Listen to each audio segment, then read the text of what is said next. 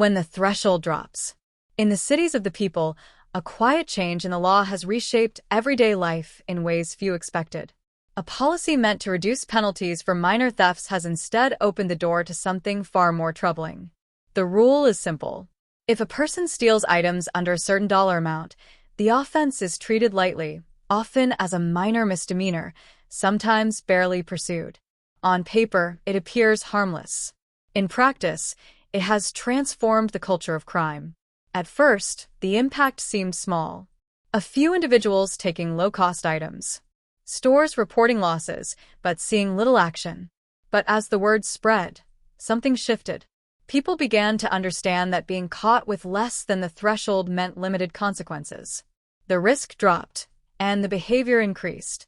Soon, organized groups saw opportunity.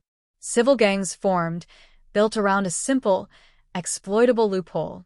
If each theft is small, it cannot be treated as a serious crime. But many small thefts together? They add up to enormous losses. And the most alarming part is this. These crimes are happening in broad daylight. Across the cities of the people, thieves walk into stores during busy hours, fill bags with merchandise, and walk out openly, sometimes in front of dozens of witnesses. Employees are instructed not to intervene for their own safety. Customers freeze in confusion as the crime unfolds just feet away. The gangs have learned that daylight is an advantage. Crowds provide cover. Workers are hesitant. Police response times mean thieves can be long gone before officers arrive. And since each individual keeps their stolen goods under the legal threshold, many escape serious charges. The result is a cycle. Brazen criminals strike repeatedly. Businesses take massive losses. Insurance costs rise. Shops close. And the honest people of the cities pay the price. Even when police succeed in arresting gang leaders, the affiliates, the ones actually committing the small thefts, remain on the streets. Their actions still fall under the threshold, still treated as minor, and still continue daily. The damage, however, is anything but minor. Storefronts that once brought life to neighborhoods now sit empty.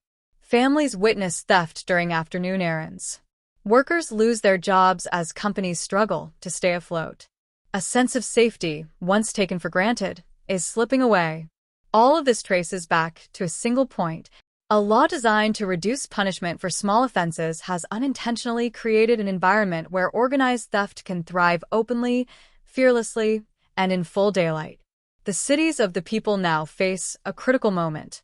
Communities, businesses, and law enforcement are forced to ask difficult questions. How do we keep neighborhoods safe? How do we protect honest workers and families? How do we close the gap that allows small crimes to grow into large-scale devastation? This is not a story of one theft. It is the story of thousands of small crimes, multiplied, coordinated, and weaponized. And it is a reminder that even the smallest loophole in the law can create consequences far larger than anyone imagined.